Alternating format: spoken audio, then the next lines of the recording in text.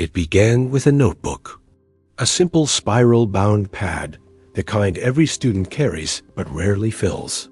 The first page was blank, the second was half-scribbled, and on the third, a symbol appeared.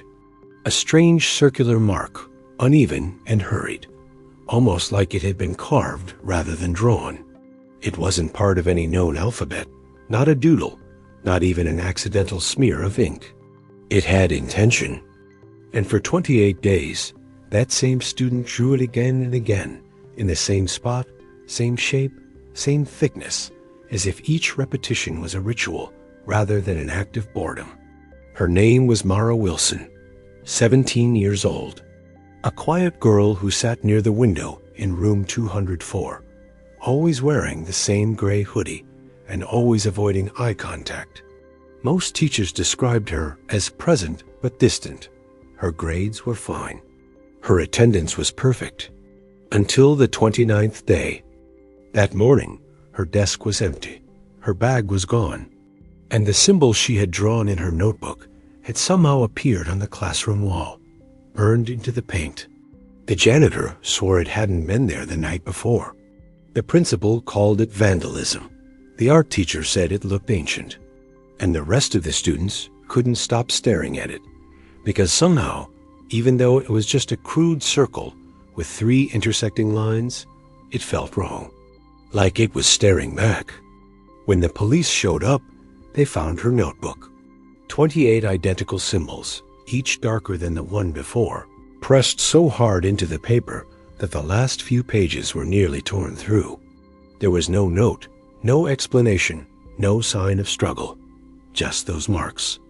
And an unfinished message on the final page, a single sentence written in shaking handwriting: "If it completes, I disappear."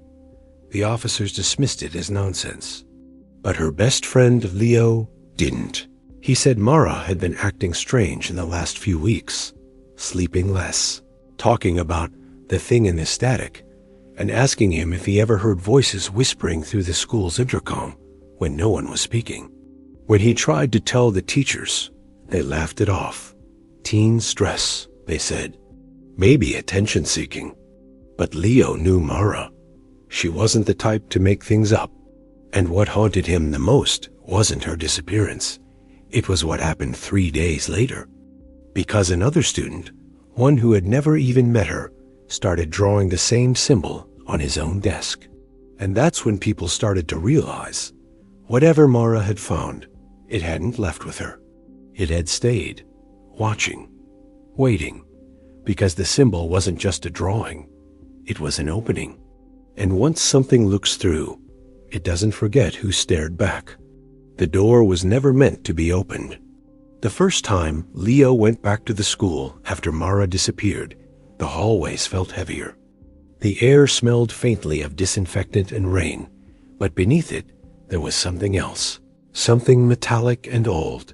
Students whispered in clusters, teachers avoided eye contact, and the principal pretended everything was under control. But room 204 was locked. A piece of yellow caution tape hung loosely across the doorway, fluttering every time someone walked by. Behind it, Leo could see the faint outline of that symbol on the far wall, darker now, like the paint itself was rotting around it. He shouldn't have gone back, but he couldn't stay away. That morning, before class, he slipped through the janitor's hall, found the spare key, and let himself inside. The smell hit him first, not decay, not mold, but something warm and electric, like the air before a thunderstorm. The desks were pushed aside. The chalkboard still had Mara's handwriting from her last day. History of ancient civilizations, pre-Roman Europe. But the wall, that wall, drew his eyes. The symbol wasn't just painted anymore. It pulsed. At first, he thought it was an illusion, a trick of the flickering fluorescent lights. But the longer he stared, the more it seemed to breathe. The lines shimmered faintly, like heat waves rising from asphalt. Leo took a step closer, heart hammering. He remembered what Mara had told him 2 weeks earlier, her voice low, trembling. "It's not a drawing, it's a seal." And something inside me knows it doesn't want to stay closed. He didn't understand then. But now, standing inches away from it, he could almost hear it. A hum, soft, rhythmic, almost mechanical. He reached out, hesitating, fingers hovering just an inch from the surface. The light in the room flickered again, and for a split second, he saw something move beneath the paint, a ripple, as if there was liquid behind the wall. Leo stumbled back, gasping, knocking over a chair. The sound echoed sharply, breaking the stillness. Then silence. The hum stopped. The lights steadied. And yet the room didn't feel empty. It felt alert, like something had just noticed him. He ran. The door slammed behind him, even though he hadn't touched it, the lock clicking back into place. His footsteps echoed down the hallway as he tried to convince himself it was just fear, just imagination. But later, when he looked down at his hand, there was a faint trace of black dust on his fingertips, like graphite residue, except it burned. That night, Leo dreamed of Mara. She was standing in the middle of the classroom, surrounded by shadows that didn't belong to her. They swayed, tall and thin, like trees bending in wind that wasn't there. Her voice was distant, distorted, like it came through water. She said, "It's almost finished. Once the circle closes, it opens the other side." Then she looked directly at him. "Don't let them draw it again." He woke up sweating, the sound of whispering still curling at the edges of his mind. His phone lit up with a new message from an unknown number. It was a picture, his desk at school, and on it the same symbol, freshly carved. Leo didn't go back to sleep. He couldn't, because somewhere between that photo being taken and him opening it, something had changed in his house. The clock on his wall had stopped at 3:03 a.m., and from inside the walls, something was tapping, slow, deliberate, patient. He tried to drown it out with music, then with silence, but it never stopped. By morning, the noise was gone, but on his front door, faint and gray, like it had been drawn in ash, was the same symbol again. And for the first time, Leo realized the truth Mara had been trying to tell him. The door wasn't in the school. It was everywhere now, and every time someone looked too long at the symbol, the door opened just a little wider. The question was no longer what had taken Mara. It was how long before it came for the rest of them. Because once a door learns to open, it doesn't wait for permission. Something was still breathing in the basement. The school's basement was never meant to be entered by students. It was sealed decades ago after a boiler explosion in the 70s left 2 workers dead and the 3rd missing. Every year, teachers warned about it like a campfire tale. Stay away from the locked metal door behind the cafeteria. But everyone knew it was still there. And after Mara vanished, that door started to matter again. Leo hadn't thought about it until he overheard 2 janitors whispering near the stairwell.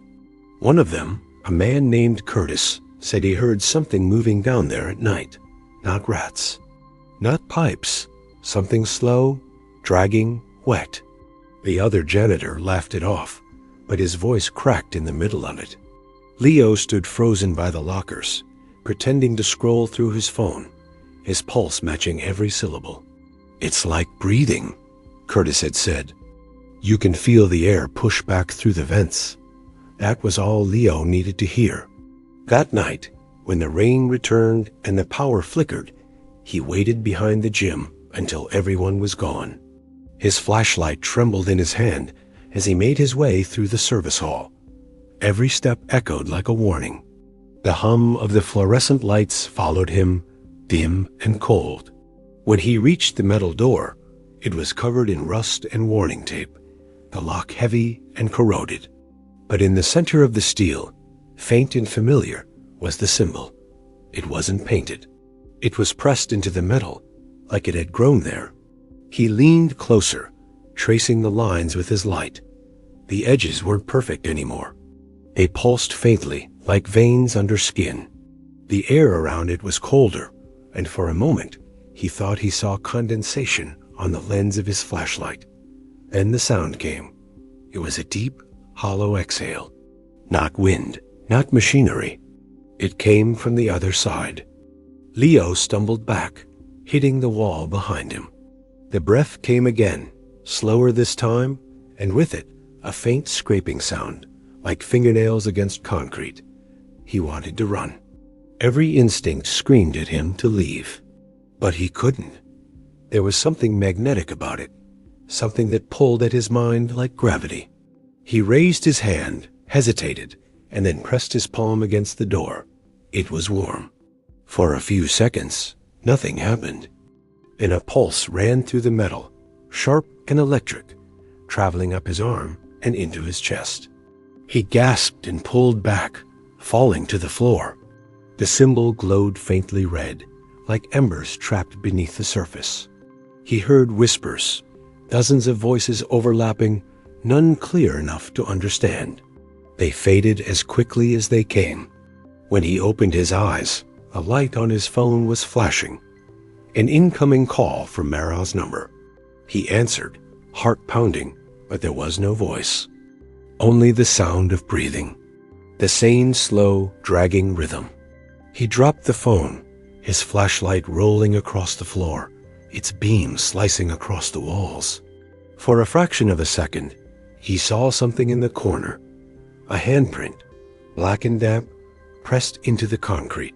The fingers were too long, the palm too narrow, and it was fresh. Leo backed away, but his shoe slipped on something slick. When he looked down, there was a trail leading toward the corner. Not footprints, but smears, like something had been dragged.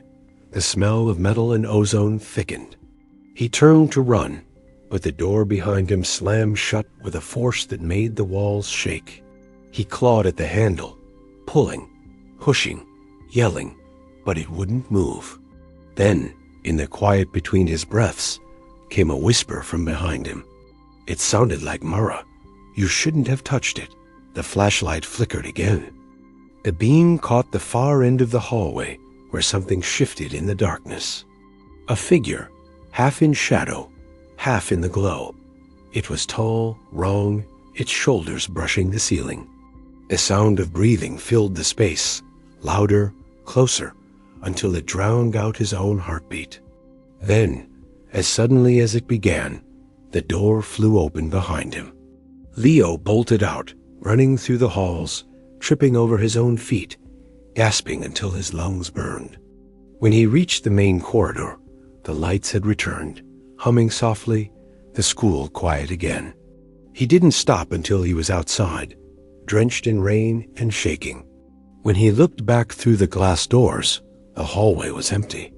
But on the inside of the window, drawn in condensation, was the symbol again. This time, though, it wasn't complete. One line was missing, the final stroke, and Leo realized with sinking horror that the pattern was repeating, just like before, day by day, symbol by symbol. Someone or something was finishing what Mara had started, and if the message she left was true, when it completed, another person would disappear. The symbol moved on its own. By the time Monday came, Leo had convinced himself it was a nightmare. He told himself the symbol on the window was just condensation, the voice on the phone a glitch, the breathing nothing but wind trapped in old pipes. But when he walked into homeroom, every rational thought he clung to began to fall apart. The classroom was quiet, too quiet. Students were seated, their eyes locked on the front wall, where the symbol had once been scrubbed clean. Except now, it was back, and it was moving.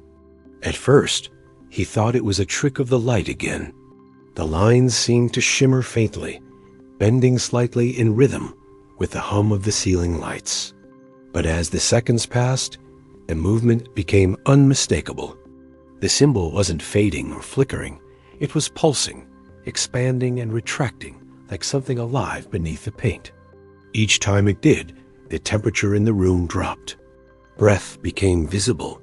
The fluorescent lights above flickered in sequence, as though syncing to an invisible heartbeat.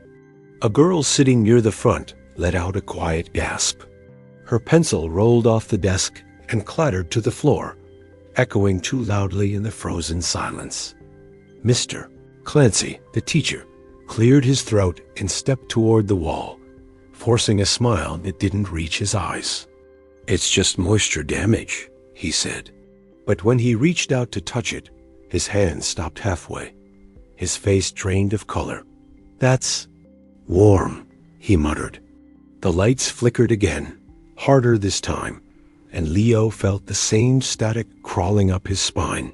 He looked down and realized that the pattern had begun to spread not across the wall, but through the desks themselves. The grooves in the old wooden surfaces shimmered faintly with black residue, connecting to form incomplete lines that mirrored the main symbol. One by one, the desks began to vibrate almost imperceptibly, like something beneath them was shifting. Leo stood up so fast, his chair scraped loudly against the floor. Everyone turned to look. He didn't say anything, he just grabbed his bag and ran out of the room. Behind him, he heard the teacher shout his name, but it was drowned out by the sudden crackle of the intercom system. Static poured through the speakers, followed by a faint, rhythmic tapping, the same tapping he'd heard in his walls that night. He stopped at the end of the hallway, breath ragged, and looked back toward room 204. Through the narrow glass window of the door, he saw the symbol glow faintly red again. Then the power went out. Darkness swallowed the hallways, broken only by emergency lights that cast long, trembling shadows. Leo pressed himself against the wall, trying to listen. For a moment, there was nothing but the faint hum of electricity struggling to return. Then came the sound of footsteps, slow, uneven, dragging. They weren't coming from the hallway. They were coming from inside the walls. Leo backed away, heart slamming against his ribs. A soft creak echoed behind him the maintenance door. It opened by itself. A rush of cold air escaped from within. He could see the metal staircase leading down into the service tunnels that connected the basement to the rest of the building. The same basement where he had heard the breathing. His phone buzzed in his pocket, startling him. Another message from the unknown number. This time, it wasn't a photo. It was a video. He pressed play. The footage showed an empty classroom, shaky and dark. The camera was pointed at the same wall with the symbol. Then, slowly, the symbol began to twist. The lines rearranged themselves, erasing one shape and forming another. It was no longer a circle, but something that resembled an eye. The lens zoomed closer, and in the reflection of that drawn eye, Leo saw a figure standing in the corner of the room, a girl with a gray hoodie, her head tilted, her face pale and expressionless. The video cut to black. He dropped the phone, the screen cracking against the tile. The maintenance door creaked wider, metal moaning as it opened fully. From the darkness below, that same slow breathing echoed again. He should have run, but something about the sound pulled him closer. It wasn't calling him, it was warning him. There was a difference in the tone this time, a deep sadness behind it. He stepped to the edge of the stairwell, shining his flashlight downward. Dust swirled in the air. The steps disappeared into pitch black.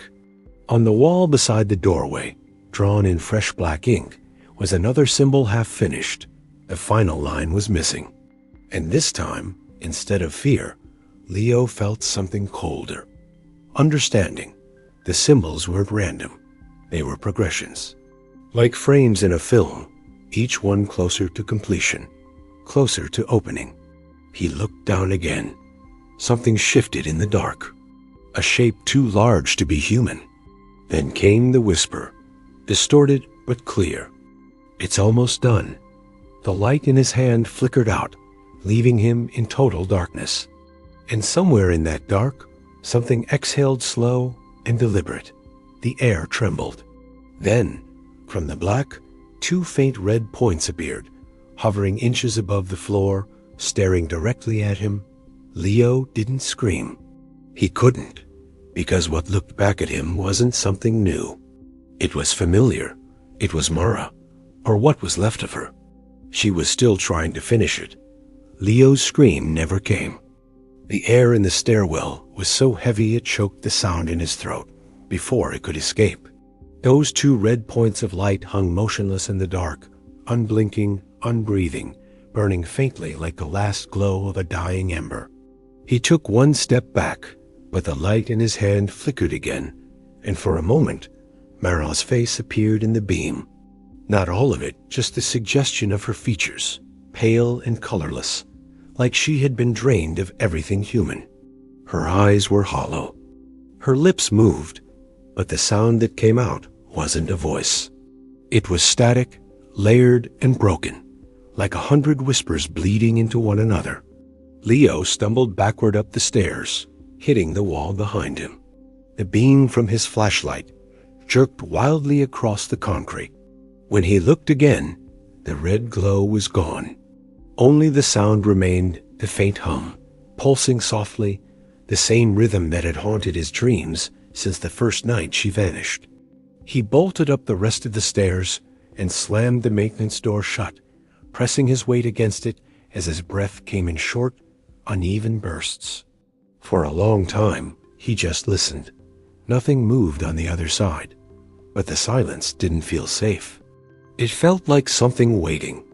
He ran down the hall and out of the building into the rain, the storm soaking through his clothes in seconds. The wind carried the smell of ozone, again sharp, unnatural. He didn't stop running until he reached the edge of the parking lot, where the old oak trees swayed in the wind like they were whispering to each other. That was when his phone vibrated again. The screen was cracked, but the message was clear. She's not gone. She's finishing it. No name, no number. Just that. Leo turned toward the school, and through the sheets of rain, he could see the faint glow of emergency lights flickering through the basement windows. They were pulsing, red and rhythmic, like a heartbeat. He barely slept that night. When he did, his dreams were fractured flashes of the symbol burning across walls, of Mara standing in the rain, drawing it in the air with her finger, her face expressionless, her eyes black and endless. Each time he tried to reach her, she would whisper something that made no sense at first. It's not about me anymore. It's about the pattern. By morning, the message finally made sense. When Leo returned to school, the police were there again. A second student had gone missing. Jenna Flores, sophomore, last seen walking into the art room after detention. They found her sketchbook on the table. Every page was filled with the same symbol-sloppy, rushed, drawn over and over until the paper was torn. On the final page, she had written 2 words. It's closer. Leo stood outside the room, his stomach turning. The police carried out the sketchbook in a sealed plastic bag, but even through the plastic, the ink still looked wet. He didn't say a word to anyone. He just turned and walked to the library, to the dusty section that hadn't been updated since the 60s. There had to be something. A pattern, a name, anything. He flipped through old mythology books, ancient symbology manuals, alchemy texts. None of them matched exactly, but one passage in a book about medieval occult practices caught his eye. It described something called the sequence of seeing a ritual marking meant to invite observation from the other side. The text was vague, but one phrase burned into his memory. Each mark is an eye, and when all are open, the veil becomes thin. Leo shut the book and felt a chill run through him. The 28 drawings, the missing line, the progression, it wasn't random. Mara hadn't been possessed. She'd been used. The drawings were a countdown. He turned to leave, but a sound made him freeze. A page rustling, then another. The books on the far shelf were moving slowly, one by one, sliding out and falling to the floor. He backed away, eyes wide, as a shape began to form from the fallen volumes on the ground. It wasn't perfect, but it was clear enough to recognize. The same circular pattern. The air in the library thickened. Dust rose from the carpet like breath. The fluorescent lights buzzed violently, and one of them burst, showering sparks onto the floor. The last remaining light flickered, leaving the room half dim, and in that dimness, Leo saw her. Mara stood at the end of the aisle, still in the same gray hoodie. Her hands were black up to the wrists, as though soaked in ink. She didn't blink. She didn't move. "Mara?" Leo's voice broke when he said her name. "What's happening to you?" Her mouth opened slightly, the corners trembling. When she spoke, her voice came out layered, distorted. "It's almost finished. But it's not me doing it anymore." "What do you mean?" Her eyes shifted downward. For a second, Leo thought she was looking at the books. But then he realized she was staring past him. He turned slowly. The symbol on the wall behind him was glowing faintly, lines crawling outward from it, spreading across the shelves like veins. The books began to shake, vibrating against one another, as if something beneath them was pushing upward. Mara's voice came again, louder this time. "If it completes, no one leaves." The room shook, the shelves collapsed, the lights went out. Leo fell to the ground, covering his head as glass and debris rained down around him. When the noise stopped, he opened his eyes. The library was empty. Mara was gone. The books lay scattered, their pages torn and blank. Every symbol had vanished. But when he looked down at his arm, he saw at one of the lines, faint and black, burned into his skin like a scar. And deep in the silence of the ruined library, he heard the whisper again, clearer than ever. "She's not trying to finish it. You are. The sequence of seeing."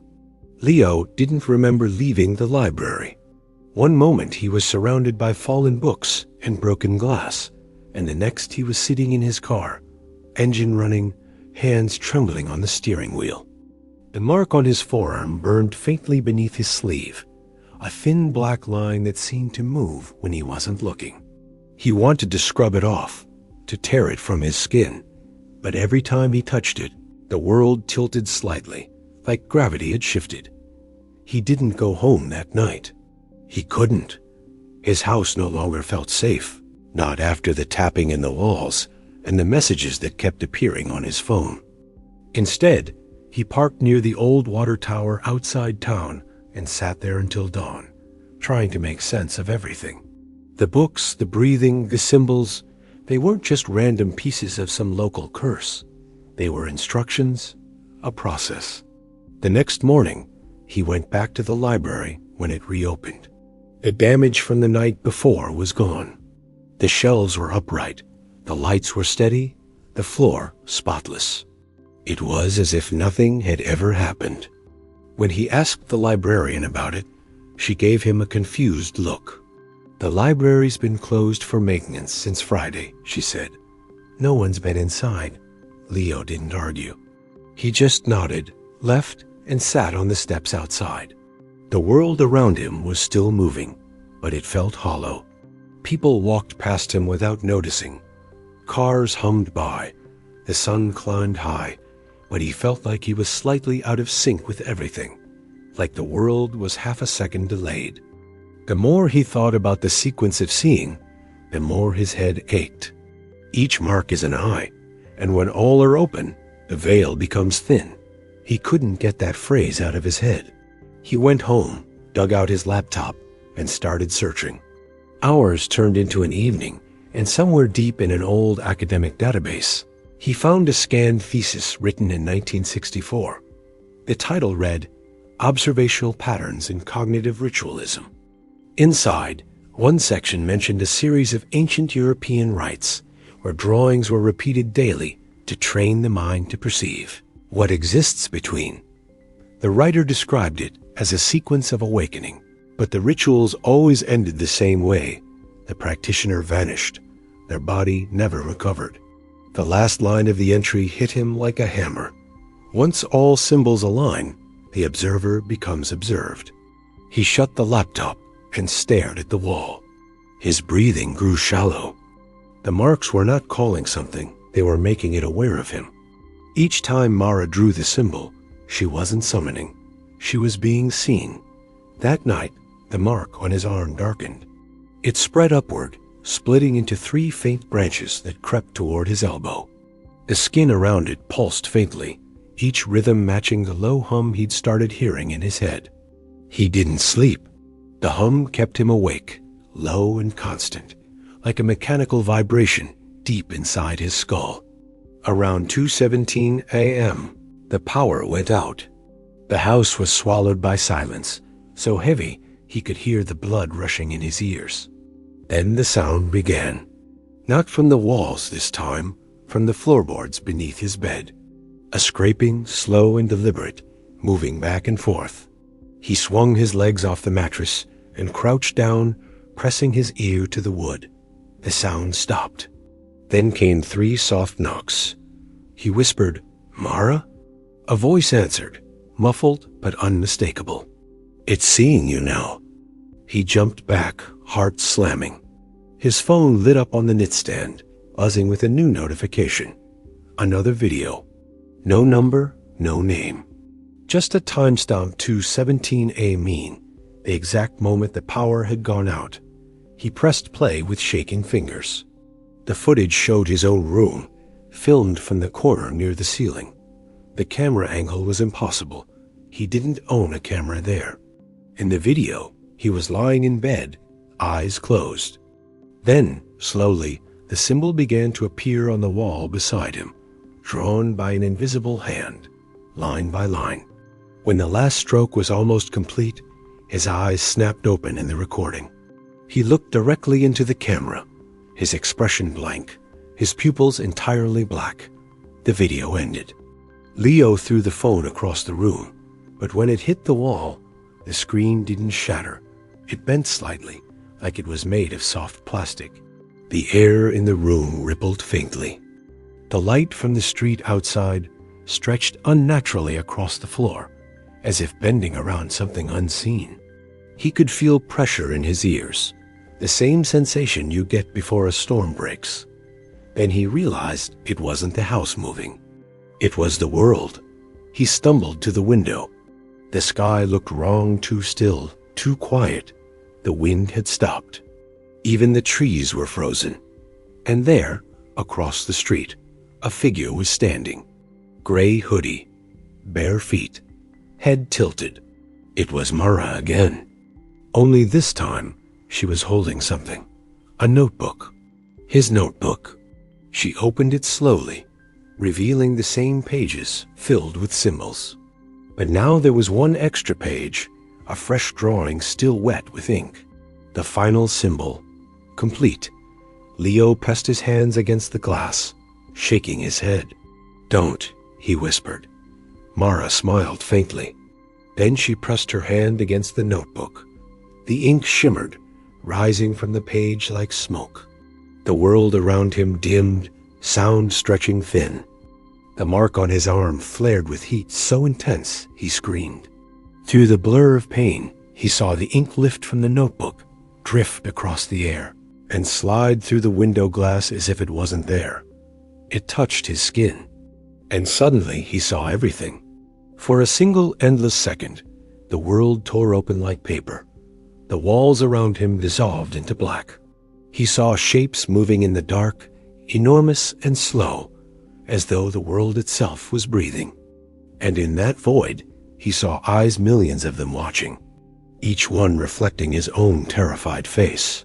Then, just as suddenly, everything went still again. The room returned. The lights flickered back on, but the mark on his arm was gone. So was Mara. And on the mirror across from his bed, written in ash, were 3 words. "Now you draw." The mirror knows what you saw. The message on the mirror didn't fade. Leo tried wiping it with his sleeve, then with water, then with bleach, but it only smeared darker, as though the glass was absorbing it.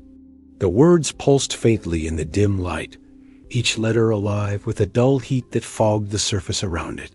"Now you draw." It wasn't a command written by someone else. It felt like a memory of his own hand. like he had written it himself, but forgotten when. He backed away, staring at his reflection. The man staring back wasn't quite him. His eyes were sunken, his skin pale, his pupils slightly dilated even in the light. And behind him, in the reflection, the room looked different.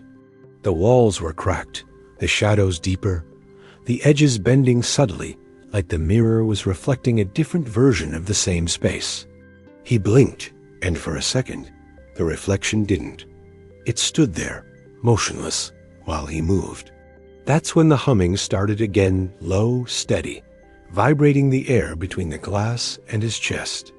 He reached out a hand, and the reflection did the same, but its movements were delayed, slower, as though testing him. When his fingers touched the mirror, the surface rippled under his skin like water. A faint sound came from the other side. Breathing. He yanked his hand back, stumbling against the wall. The mirror was still again, the reflection normal. But on the surface where his fingers had touched, a single black line had appeared, thin, vertical, sharp. The beginning of the symbol. His stomach turned cold.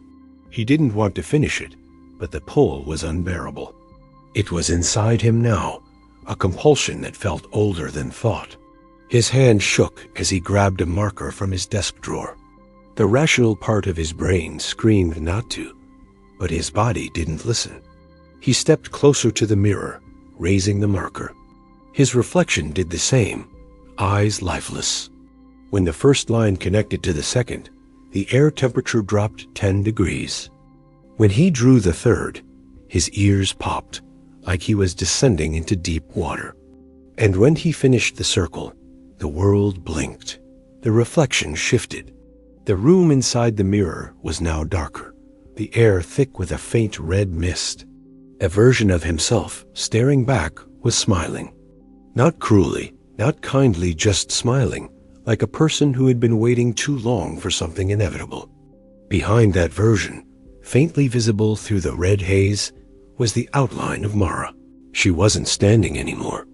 She was hanging upside down, her hair floating as though she were suspended in water. Her mouth moved, but no sound came out. Leo dropped the marker and stepped back, heart pounding so hard it hurt. The mark on the mirror began to glow, brighter with each passing second, until the reflection itself became distorted, vibrating with light. He covered his eyes, but even through his lids, he could see the flicker of red. Then the voice came. It wasn't Mara's. It wasn't his. It was something layered and wrong, like 1,000 whispers echoing through an empty cathedral. You've been seen. The light burst outward. The mirror cracked but didn't shatter. Its surface divided into dozens of fractured reflections, each showing a slightly different version of the room. In one, he wasn't standing at all. In another, something stood behind him. He turned, but nothing was there. When he looked back, one of the reflections was gone. Just a blank void where his reflection should have been. The hum returned, louder now, shaking the glass in its frame. Each crack in the mirror began to spread like veins. The other reflections blinked out one by one, until only a single image remained him, standing in a completely black room. And in that reflection, the mirror on the wall was no longer empty. The words had changed. The eye remembers. He stepped closer again, unable to look away. Inside the reflection, his mirrored self began to move independently, raising its hand and pressing it against the inside of the glass. For a second, Leo thought he saw something else in the mirrored version of the room movement behind his reflection, tall and skeletal, sliding out of the shadows. He backed away, but the reflection pressed closer, its face nearly touching the surface. Then, in a voice that sounded exactly like his own, it whispered, "You shouldn't have looked." The mirror exploded outward. Shards rained across the floor, slicing through the air. Leo shielded his face, but when he looked up, the frame was empty, no glass, just a dark, pulsing void where the mirror had been. A faint wind blew from it, carrying whispers that formed no words, only tones of something alive. He staggered backward, tripping over the chair. The hum deepened. The void shimmered once, and for a fraction of a second, he saw something press against the inside. A hand. Then another. Dozens. Pale, thin, pushing against the edges like something trapped beneath the surface. And then, in the darkness between one blink and the next, a single voice spoke through all the noise, clear and deliberate. "She's not in there anymore. You are." The frame went still. The hum stopped. The lights flickered back on. Leo stood in the wreckage of his room, bleeding from shallow cuts, the air thick and still. On the wall behind him, drawn in his own handwriting, was the completed symbol. He didn't remember drawing it, but the reflection inside the broken shards, scattered on the floor, still moved, blinking, breathing, and staring up at him with eyes that weren't his own. They're not reflections anymore. By morning, the pieces of the mirror were still there, but they didn't reflect him anymore. When Leo leaned down, he didn't see his face. He saw movement. Slow, liquid shapes shifting deep within the shards like smoke trapped under glass. The air in his room carried that metallic scent again, the one that reminded him of the basement, and beneath it was the faintest sound, whispering, synchronized breathing, like multiple people inhaling in perfect rhythm. He didn't know whether it was coming from the broken mirror or from inside his head. He tried to leave, but the doorknob wouldn't turn. The metal felt warm, pulsing in his hand like a heartbeat. His phone buzzed again. A new message. This one wasn't from the unknown number.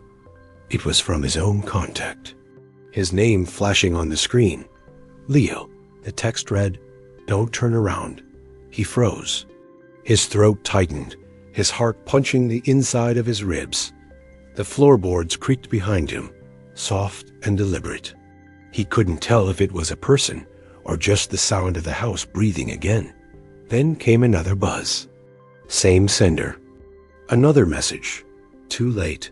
Leo spun around. Nothing. The room was empty. The only thing that moved was the curtain swaying gently against the open window. He hadn't opened it. The breeze that came through wasn't cold. It was hot, humid, like air exhaled from something alive. His reflection in the broken shards began to ripple, the movements no longer matching his own. They blinked out of sync, tilted their heads at different angles, their mouths opening silently, as if whispering to each other. He stumbled back, stepping on a shard that sliced deep into his foot. The pain barely registered over the sound that filled the room, the glass humming, vibrating with an invisible frequency. He looked down and saw that the blood from his foot was running toward the pieces, pooling between them. The reflections leaned closer to the floor, faces forming in the liquid surface. Some were his, some were not. The air pressure changed. The lights dimmed. The reflections began to rise, not from the floor, but through it. The first one came halfway out, a pale arm, followed by a shoulder, then a face that looked almost like Leo's but stretched, eyes too far apart, jaw slightly unhinged. It smiled at him, teeth gray and sharp. He scrambled backward, slamming against the wall.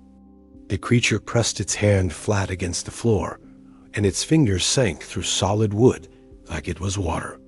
Another shape followed, then another. Each reflection crawled upward from a different shard, pulling itself into the room, each one slightly distorted, one missing eyes, one with a mouth that kept opening wider than it should, one with hands that split into too many fingers. They weren't copies of him anymore. They were versions, possibilities, failures. Leo grabbed the broken lamp from the nightstand and swung it wildly, the glass crunching against one of the figures. It shattered into dust, but the others didn't flinch. They watched him move, heads tilting in unison, their hollow eyes glinting with faint red light. He ran for the door again. This time, it opened. The hallway beyond was darker than it should have been. the air heavy with static. Every shadow seemed thicker, slower. The hum followed him, deep and rhythmic, shaking the walls as he stumbled down the stairs. He didn't stop until he reached the front door, wrenching it open to spill out into daylight. The moment the sunlight touched his skin, the hum stopped. Silence. The air outside was cool, real, normal. He stood there for a long moment, chest heaving, eyes scanning the windows of his house. The reflections inside stared back, dozens of them, standing in the exact same place he had been seconds earlier. He ran. He didn't stop until he reached the edge of town, near the overpass, where the trees grew thick. He sat beneath the bridge, shaking, watching the cars roll by. But every time a windshield caught the sunlight, for a split second, he saw faces in the glare. Not his reflection, theirs, staring out from inside the glass, watching. He thought about Mara, about what she said. It's not about me anymore. It's about the pattern. Maybe that was what this was. A pattern trying to replicate itself. Every surface that reflected light was another window, another chance for the door to open. Every time someone looked, they helped it grow. His phone buzzed again. This time, it was a video. He almost didn't look, but curiosity overrode terror. It showed his house. The camera angle was from inside, facing the window. Outside, standing in the sunlight, was him. Same clothes, same cut on the foot, same trembling hands. The copy looked straight into the camera and said, "You didn't leave. You never left." Then the video glitched. For a fraction of a second, the background flipped. The inside became the outside. The reflection switched places. He threw the phone into the road, watching it shatter under the wheels of a passing truck. But even then, a faint glow pulsed from the broken pieces of the screen, the same symbol flickering one last time before the light went out. Leo turned and walked deeper into the trees, the hum faint behind him, but never gone. It was in everything now, the wind, the glass, even his heartbeat. When he stopped to catch his breath, he noticed his reflection again, not in mirrors this time, but in the puddles along the dirt path. In each one, his reflection was delayed, a half-second behind, smiling faintly even when he wasn't. The reflections weren't bound to mirrors anymore. They were learning to move without them. And somewhere far behind him, inside the house he had just escaped, his own reflection lifted its head, turned toward the empty room, and whispered to the others, "He's still drawing. The house that remembers." Leo didn't go back home for 3 days. He stayed on the edge of town, sleeping in his car, washing in gas station sinks, trying to ignore the sensation that someone or something was watching him through every reflective surface. He covered the mirrors in his car with duct tape, turned his phone screen face down, and even scratched the chrome off the handles just to stop seeing his own face. But no matter how much he avoided his reflection, it kept finding him. At night, the windshield would fog over, and words would appear on the glass in smeared condensation. Sometimes they were his name. Sometimes they were the same 3 words that followed him since the library. "Now you draw." But on the 3rd night, something changed. The message was longer. "The house remembers. You should too." He didn't understand it, not at first. But the longer he stared, the more his chest tightened. There was something buried in his memory, something about the night Mara disappeared, something he had forgotten or been made to forget. He drove back before sunrise. The streets were empty, the sky bruised with pre-dawn light. When he pulled into his driveway, the house looked wrong. The windows were dark. The walls seemed to breathe faintly in the mist. Every instinct screamed at him to leave, but curiosity was stronger than fear now. He needed to know what it remembered. Inside, the air was thick and stale, as if no one had opened a door in years. Dust coated the furniture, yet the floor showed fresh footprints leading toward the hallway mirror that had once shattered. The frame was still there, but the glass had grown back. Perfect, smooth, untouched. He approached slowly, every step echoing in the silence. The mirror reflected him perfectly this time. No distortions, no movement.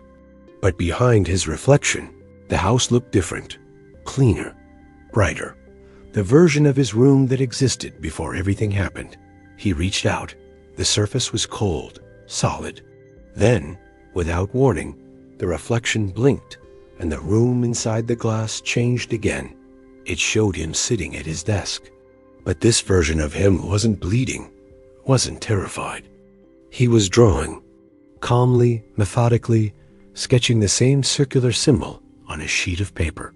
Leo stepped closer, his breath fogging the surface. The version of him inside the mirror looked up and smiled faintly. "You don't remember, do you?" The reflection whispered. His chest tightened. "Remember what?" "You started it." The lights in the house flickered. The air temperature dropped instantly. Leo stumbled back as the reflection kept speaking, voice calm and steady. "She didn't bring it here." "You did. Mara just saw it first." He shook his head violently. No, that's not true. She found the notebook. The reflection stood up. Its movement wasn't mirrored anymore. It was real. The version of him inside the glass stepped closer until only a thin barrier separated them. "You gave it to her? You told her it would protect her from the dreams. Don't you remember what she said the first time she drew it?" Leo's breathing quickened. His mind raced through fragmented memories, late nights at her house, drawing symbols from old books, joking about ancient rituals. He remembered her laughing, saying, "It's just lines, Leo, circles and lines." But then the laughter faded.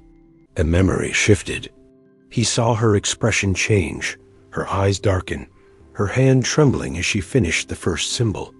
The hum started that night. His stomach dropped. He had shown it to her. The reflection smiled wider. "Now the house remembers. It wants to finish what you began." The lights went out completely. In the darkness, something moved through the halls, slow, heavy, dragging its limbs against the walls. Leo grabbed his phone for light, but the screen only showed static. Behind the static, faint outlines appeared, faces pressed against glass, whispering silently. The hum returned, deeper than ever, shaking the floorboards. The mirror pulsed like a heartbeat, its glow illuminating the hallway in flashes. He could see shapes moving behind the glass, dozens of figures, walking through rooms that mirrored his own. Every time the light pulsed, they were closer. He turned to run, but the hallway stretched impossibly long, twisting and bending like the architecture itself was folding around him. The walls rippled as if breathing, and from somewhere deep within the house came the sound of footsteps, hundreds of them, moving in unison. He reached the living room, gasping for air. The front door was gone, replaced by another mirror. In its reflection, the house was alive, walls shifting, lights breathing, stairs spiraling downward into an endless dark. The reflection of himself stood in that version of the room, smiling faintly, holding the same notebook Mara once used. "Finish it," his reflection said. "That's the only way it stops." Leo's knees trembled. He wanted to destroy the mirror, to end it, but his hand refused to move. The compulsion was back, stronger now, ancient in its command. He felt it inside his skull, not as a thought, but as an instinct older than fear. The reflection placed the notebook against the glass. It didn't stay there. It passed through, sliding into his trembling hands. He opened it.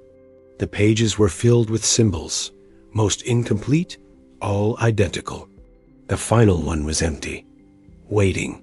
He fell to his knees, tears mixing with sweat and dust. "I didn't mean to," he whispered. From inside the mirror, a voice answered Mara's voice, soft and hollow. "Neither did I." The hum peaked. The mirrors throughout the house flickered to life, their surfaces glowing red. Every reflection, hundreds of them, turned their heads toward him at once. The walls began to shake. He pressed the pen to the page. The first line formed. When he finished the circle, the light burst outward like a silent explosion, throwing him backward. The mirrors shattered, glass scattering across the house like rain. The hum stopped. Silence. When Leo opened his eyes, the notebook was gone. The house was empty again, but on every wall, faintly visible beneath the paint, was the outline of the symbol. Countless repetitions, incomplete but spreading. And in the middle of the living room floor, drawn perfectly in black ash, were 5 new words. The house never forgets twice. The one still inside. Leo woke up on the floor. The morning light streamed through the shattered windows, but it didn't feel like daylight. It was too pale, too thin, like a copy of sunlight rather than the real thing. The air was dense, unmoving. The smell of burnt metal clung to everything. He pushed himself up slowly, his body aching, his ears ringing from the night before. The house was silent again, but it wasn't still. It breathed. The walls swelled and contracted in faint, irregular rhythms, like the entire structure was alive but pretending to sleep. He didn't know how long he'd been unconscious. Minutes, hours. Time had started to unravel here. Clocks had stopped counting it correctly. His phone battery was at 64%, but the time kept blinking between 3:03 a.m. and 3:04 a.m., back and forth, over and over. He stumbled toward the kitchen. Every step echoed too loud, as if the house were amplifying sound through hollow bones. The fridge door was open. The magnets on it had rearranged themselves into a crude version of the symbol. The hum was gone now, replaced by something worse silence, so thick it pressed against the inside of his skull. Then came the whisper. It wasn't outside. It came from beneath the floor. He knelt down, pressing his ear to the wood. Faint voices, overlapping, thousands of them, all whispering the same word. He strained to listen. Below, he froze. Then the floorboards under his hands trembled. A slow vibration, like something shifting underneath. The memory of the basement door flooded his mind. The steel, the rust, the sound of breathing. He knew what the house wanted. He didn't want to go down there, but he couldn't resist it anymore. The pull was too strong. The same compulsion that had made him draw. The same invisible thread that connected Mara. The symbols, the reflections, it was dragging him downward. The basement door was still there, behind the kitchen pantry. The yellow caution tape had melted into the metal frame, half absorbed into it, like it had been there for centuries. The door handle turned easily this time. The stairs groaned under his weight. The deeper he went, the warmer the air became. By the time he reached the bottom, it was humid and electric, the walls pulsing faintly with light that wasn't coming from any bulb. He raised his flashlight, but it barely worked. The beam bent in strange directions, curving toward the corners where the shadows were thickest. The basement wasn't empty. The concrete walls were covered in drawings, hundreds of them, layered over one another, each one the same symbol, drawn in ash, ink, blood, graphite. Some were perfect circles. Others were distorted, incomplete, as though drawn by shaking hands. He recognized some of the handwriting. Mara's, Jenna's, and one set that made his stomach drop. His own. He backed away, trembling. On the far side of the room stood a mirror, taller than the others, its surface warped like liquid metal. He could see faint shapes inside it, people moving slowly, their faces pressed against the glass from the other side. Mara was among them. Her eyes followed him, pleading but soundless. Her hands pushed against the barrier, the surface rippling under her palms. Then he noticed something else. There were more figures behind her. Dozens, hundreds, men, women, children, all of them translucent, flickering faintly like fading light. The ones still inside. Leo stepped closer, the floor beneath him slick with moisture. When he raised his flashlight, the beam revealed something written across the top of the mirror in old flaking paint. The first door opens both ways. He swallowed hard, his mouth dry. "Mara," he whispered, voice shaking. "How do I close it?" Her lips moved on the other side of the glass, but the words didn't carry. Instead, a second voice whispered from directly behind him. "You don't." He spun around. A shape stood at the bottom of the stairs. It looked like him again, but this version's skin was gray, its eyes empty sockets leaking black liquid. It smiled faintly, the same slow smile every reflection had shown before. "You opened it. You finish it." Leo stumbled back toward the mirror, but the glass pulsed outward, soft and warm against his spine. The figures inside pressed closer, their hands overlapping his reflection, until he could no longer tell which was his. The gray version of him stepped closer, its voice low and calm. "You think this house remembers you, Leo? It doesn't. It remembers itself. You're just the echo that brought it back." The mirror behind him rippled violently, pulling him halfway in. He struggled, his fingers scraping against the concrete floor, but something inside the glass held him fast.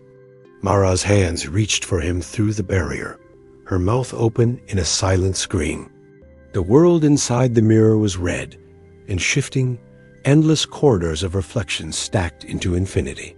He fought harder, kicking against the floor, but the glass began to liquefy around him, swallowing his shoulders, his chest, his arms. The last thing he saw before the darkness took him was his other self, standing calmly in the middle of the basement, watching. Then the mirror went still. The reflection on its surface now showed an empty room, no drawings, no bodies, no sound. Just the gray version of Leo standing there, alone. He turned toward the stairs and walked up slowly, leaving wet footprints behind. When he reached the top, he paused, looked back at the silent mirror, and whispered something only it could hear. "Stay inside." The basement door closed quietly.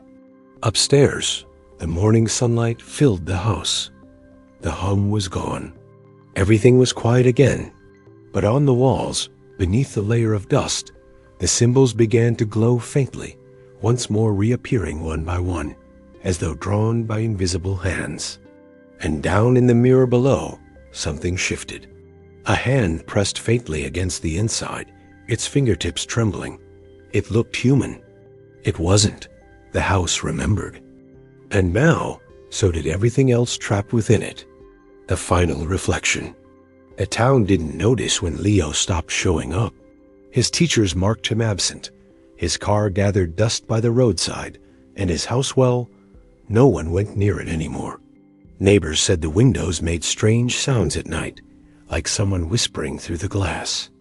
Others claimed that if you stood too close, you could see faces in their reflections. But no one stayed long enough to check twice. 3 weeks after Leo vanished, the school reopened room 204. The janitor painted over the walls again, sealing the stains from view, but by the next morning, the symbol was back, perfect, dark, and new. The same week, a freshman named Riley Tran found a notebook wedged behind her locker. She didn't know whose it was. The first 28 pages were filled with the same drawing a circle, 3 intersecting lines, each darker than the last. The final page was blank. When she asked her art teacher about it, he smiled faintly and said, "Probably just someone's sketchbook." But that night, he dreamed of a mirror, a basement, and a house that breathed. He woke up to find a single black line drawn across his forearm, thin and trembling. The story could have ended there. But it didn't, because something had changed the day Leo went into the mirror. The door had learned. It no longer needed the house. It no longer needed walls, or paint, or names. It only needed light. Every screen, every reflection, every surface that could catch an image became a passage. The symbols didn't stay still anymore. They appeared where eyes lingered too long, where people scrolled too late at night, where webcams flickered in the dark for no reason. The first to notice were the ones who spent hours online. Streamers, students, night shift workers staring at monitors until dawn. They began reporting the same thing. Faint shapes reflected behind them, voices in static, whispers coming from their muted speakers. Some said they woke up to find the symbol drawn on their windows. Some said they saw themselves in reflections blinking when they hadn't. By the time authorities connected the cases, it was too late. The images spread faster than they could be contained. Every repost, every upload carried the same mark. The pattern replicated itself not on paper, but in pixels. Somewhere, deep in the static of an archived video feed, a faint figure could still be seen, Mara, standing beside the mirror, whispering into the camera. Her mouth formed words no one could hear, but her eyes said everything. Behind her, Leo's reflection flickered in and out, always a second too slow, always watching. Then one day, a system technician restoring the school's old surveillance footage noticed something strange. In a file labeled B204 March 3rd, 3:03 a.m., there was a single frame where the camera's view shifted. For 1 second, the room was empty. The next, Leo was standing in the corner, staring directly into the lens. He didn't move, didn't breathe. He just watched. Then the footage glitched. When it cleared, the camera now faced a mirror that hadn't been there before. The technician paused the video, leaned closer to the screen, and squinted. In the reflection, faint and distant, he could see hundreds of faces layered one behind the other, fading into infinity. Some looked terrified, some calm, some were still drawing. And near the center, barely visible, was the newest one, his own. The technician's monitor flickered once. The lights in the control room dimmed. The reflection on his screen smiled faintly, a delayed echo of his own expression. He reached out to turn the monitor off, but the glass rippled beneath his fingers like water. That was the last motion he ever made. The footage ended there, but the static kept playing for 7 hours straight.